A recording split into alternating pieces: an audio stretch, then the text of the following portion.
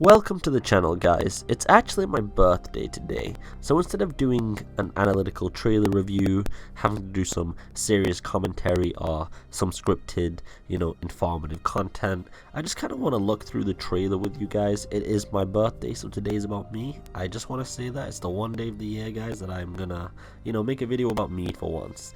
And on this one, I'm just gonna react to the Resident Evil 3 Remake Nemesis trailer and give you guys my thoughts. I just kind of want to have some fun with you guys. This isn't a serious video. If you don't like that, just skip away, but I'm gonna watch it through with you guys. There's gonna be a lot of pausing and stuff, but I'm gonna go through it and we'll talk about it, and it's gonna be fun. I'm gonna see how this goes. Like I said, if you don't like this idea, you can just drop the video now, but let's get into this if you do. And as always, guys, get your grandma, get some popcorn, and get her ready for this as well.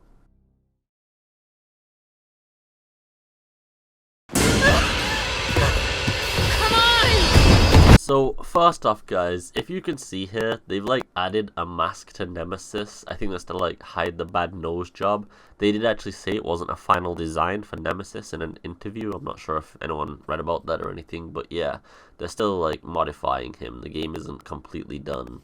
And yeah, so they've added a face mask to him. I don't think this is going to be on constantly, of course. You'll probably be able to blast it off, or there'll be a cutscene where you use a rocket launcher or something like that, and it gets destroyed, or maybe it'll just be when he transforms, who knows. But anyway, Nemesis literally here has a face mask, and I just kind of found this funny considering all of the criticism that Capcom got, and instead of improving the facial design, which they could have done, they were just let's put a face mask over him. But also, this scene actually does feel really immersive, I've got to say that. Compared to a lot of the other Resident Evil games, I didn't feel like the cutscenes honestly pulled you in. Resident Evil 6 actually did a good job with its cinematic cutscenes actually, but I mean, Resident Evil 6 wasn't a survival horror game, let's be honest. So this feels more like a mix between a movie and a game at the same time. And even Resident Evil 2 failed to pull that off properly, not because of the gameplay or the atmosphere. It was just the lack of cutscenes and immersion in those cutscenes, whereas this seems way more hectic. We all saw the first trailer, but I think from this cutscene and the way it's done, I think after you get thrown out of your apartment, in the original Resident Evil 3, you had a gun on you, you were just shooting zombies you could run through. But in Resident Evil 3's remake, I think they're going to go for Resident Evil 7 style vulnerable intro. Not for 2 hours, of course, like Resident Evil 7 did.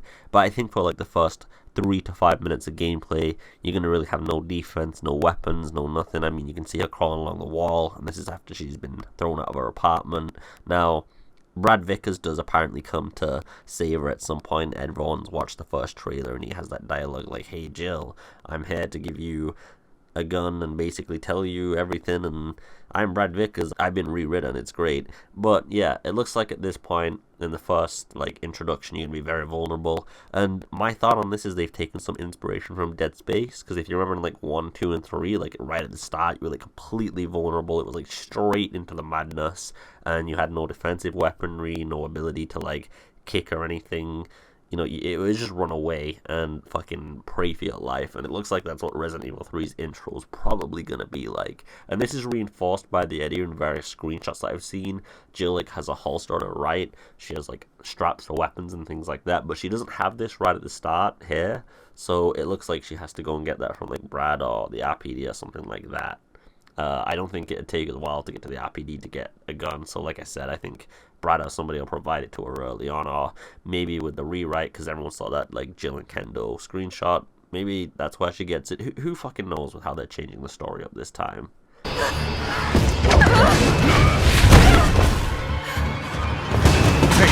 easy lady, I got you. Who are you? What are you doing? Name's Carlos. I'm gonna keep this quick, but we all know Carlos was pretty important in the original game, but he was kind of more of a comical relief character, to be honest. He didn't take the situation too seriously. Anybody can agree that Carlos would not be a realistic approach if a zombie apocalypse hit. But in this remake, we all know that he's already been rewritten to be more of a serious character. That's been confirmed in 6 different ways. But I actually kind of like this. It feels so much more immersive and realistic. I'm not sure if people agree with this, but don't forget, Capcom did say he's still going to keep some of his humorous elements, so don't worry about that. But I actually really appreciate this style of cinematic changes, reminding me of The Last of Us in a way. I'm Satan. So, as I said, Nemesis isn't going to keep his mask. I'm not exactly sure when this is going to happen, but it'll be probably in your first engagement with him where you, like, do some fucked up shit, blow him up or something, you know, set him on fire and his mask burns away and you get all this horrible under appearance. But I'm looking forward to this. I just still do hope they redesign that nose. It's like the only one thing that gets to me.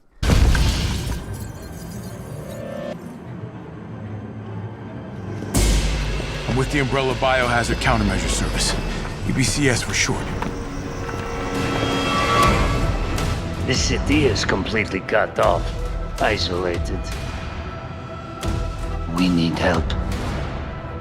So first off here, we see Tyrell and Carlos going into the RPD. It seems like Tyrell's going through the front entrance, whereas Carlos is going through the side entrance. And this is going to play out a lot differently than the original game, of course. It's going to be interesting to see how this actually flows. But also, you see a lot of civilians in a lot of these cutscenes, especially the first trailer if you look at that as well. And I'm actually kind of excited about that, because like the general idea is to evacuate the civilians, get everybody out, you know, that should be the goal. Whereas the original game didn't do too much of a good job on that, to be honest, and this game seems to be taking it into account just so that you can add some level of immersion and realistic believability to the game, and this is just fantastically appreciated. Also, you've got all the Umbrella troops just like having their own mission and things, but as you remember from the original game, you know, they started to like question what their orders were, what they had to do, and the corporation itself.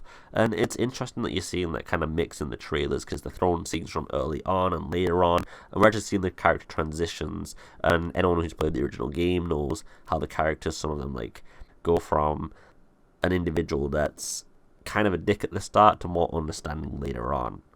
And you can kind of get that from the trailers already, so it's nice to see that. It's just nice to see that. My men cannot do this alone. Now here is the first point where we actually see what Capcom means by this is going to be a more action-packed game than Resident Evil 2. I still want to say, I remember Resident Evil 2 and 3, the original games, you know, 1998 to 1999, did do the same thing though. Like Resident Evil 2 was more of the survival horror, you're in a fucked situation as a rookie, or just some random woman, you know, that knows Chris Redfield. And Resident Evil 3 is, you know, you're a trained operative, so of course you're going to have more action, more knowledge. And yeah, Carlos is a goddamn mercenary, basically, or a part of a security squad, whatever you want to call it. So of course he's going to have some extremely well done firearm training, and he must regularly keep up with it. And of course Umbrella's going to send them in with the heavy weapons and things. So again, this is what they mean by it's going to be more action packed. It's not going to be like Resident Evil 6, you know, or Resident Evil 5 where you're punching boulders or taking people on top of trains that are BOWs. It seems like it's just going to be more like, you know, more assault rifles, more ammo. There's going to be a dodge system, you know, things like that that just like make it feel more like you can engage in the combat rather than you have to just avoid it as much as possible. And that's the point that I'm trying to get across here. You're going to be killing a lot more zombies and engaging in action more so than Resident Evil 2, but it still is going to be a survival horror at the core of its experience. Scrolling with those freaks.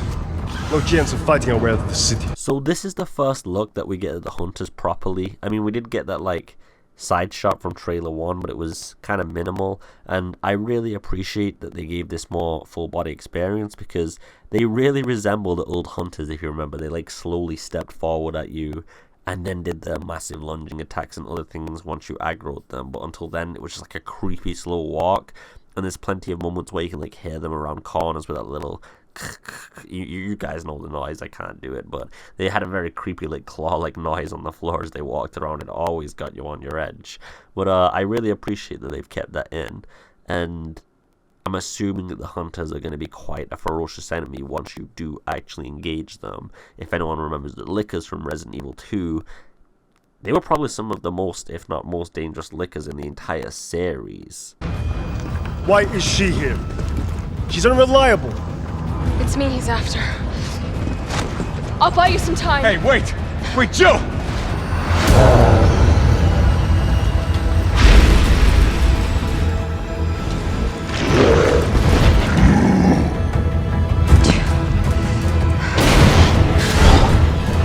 Now, this isn't too relevant to the cutscene. It kind of is in a way, but it's not too relevant. But in Resident Evil 7, if you guys remember, all of the trailers just basically gave us like the first 2 hours of gameplay, if not even just like the first 30 minutes to an hour. Resident Evil 2 replicated this as well. Yes, there was like 1 or 2 cutscenes that were late game, but to be honest, that lasted for like half a second. And the rest of it was just from the first 30 minutes to an hour.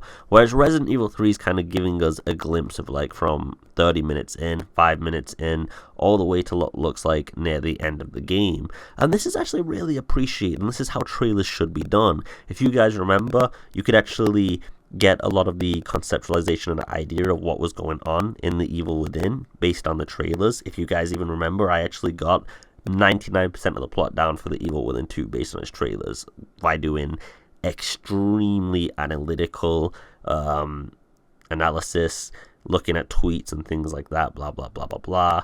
And Resident Evil 2, they don't really give you that, and I know, you know, they're remakes, whatever, blah blah blah, but come on, with Resident Evil 7 as well, I also got a lot of the plot down pretty heavily before I even had leaks and I was just interested in the game. I was like getting a lot of facts down. But then with Resident Evil 3, what about if you're a new fan? It's kind of nice to be able to piece things together slowly, to be honest, like this, like using these trailers to get a foreshadowing of what's going on. And I know old fans won't understand that, but if you're an old fan, try to think about how you view new games that you're interested in. And yeah, it's just kind of nice they're doing that, to be honest.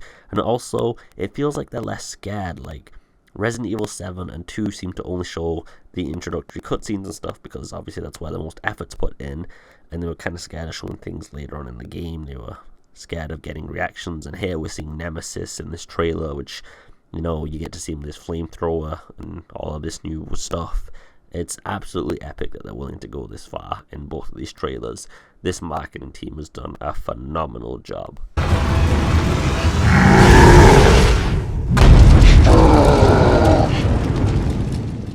Now, I'm not gonna lie, I feel kind of weird with the way that Nemesis says stars at the moment. Like, I'm not unhappy with it. It's actually acceptable and it's gonna be creepy in game. Like, it completely fits for 2020. But I do feel like the original stars just had a higher quality audio, as weird as that sounds, considering they would have had much more inferior technology. Like, it sounds like somebody decided to make an effect using Audacity, and I can do this myself, where they like made it sound underwater, had like a tiny slight echo in itself, and then muffled it as well, and then just kind of like added some auto tuning in there as well. It's just kind of weird. It doesn't seem to fit very well compared to the old one. But then again, for a new game, if you haven't seen the original one, you know, it's going to be creepy as hell. I can see it from both perceptions, but I still wish they could have gone for more of an audible one. Like, it's actually hard to hear what he's saying sometimes, whereas in the original game, if you guys remember, you could clearly hear stars. Like, I know he said it in a dark way, but you could hear stars.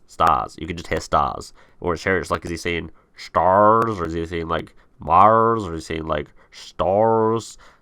You know, like stars? Like, I don't know. It's a bit hard to hear. That's all I'm saying. It's creepy. It's just a bit hard to hear. It's a bit inaudible. And I can imagine when there's heavy music going on, gunshots, and all of this stuff, it's going to be even more difficult. It'll be basically when the silent moments and the creepiness appears, and when he says it out of nowhere. That's about the only time you might be able to hear what he says. I think they could improve upon that. Anyway, overall, I do think this was an excellent trailer. As I said, it's portrayed with the first trailer as well, if you combine both of them. The entire start of the game to point towards the end of the game, the middle. We've seen all the main characters. We've seen that they're going to change the plot up, and they've been open about that in the trailers, which is, you know, really nice, because, come on, Resident Evil 2 was a little bit vague. They didn't really want to say too much about what was going on before the game released. They were a little bit skeptical and scared, to be honest. Whereas Resident Evil 3's marketing team's like, hold my beer, guys. Let's just show them how it's done. And, you know, some people are scared that Resident Evil 3 might be bad because it's coming out so soon after Resident Evil 2, which most people say Resident Evil 3 is their favorite game, and it came out just a year after Resident Evil 2. Just saying, exact same time frame is happening. So cough cough. But carrying on, I think the team's done an absolutely fantastic job with how they're advertising this. It's magnificent. You're getting the whole picture here. And especially with that first trailer, I loved the thematic little thing they did where they showed you Resident Evil 2 with the timeline versus Resident Evil 3, etc. And these two trailers, I don't care if Resident Evil 3 is going to be a bit more action-packed. I like the Revelations 1 dodge system they're adding. I like the more action-packed environments that they're going to add. You can still see at points you're going to be very isolated and vulnerable. Some enemies like Nemesis are just going to make you feel like you're a little child and you can't do anything. And I'm looking really forward to this game. As I said, guys, it's my birthday. I just wanted to make a reaction video and give my opinions. And I hope you did enjoy it. I hope your grandma was here and you did share some popcorn with her while you watched this video. And that's all I've got to say, to be honest. TLDR, these were some fantastic trailers, and I really appreciate it. They're good just not for old fans, but for new fans as well. I just hope you're having a beautiful day as always. Take it easy, and peace.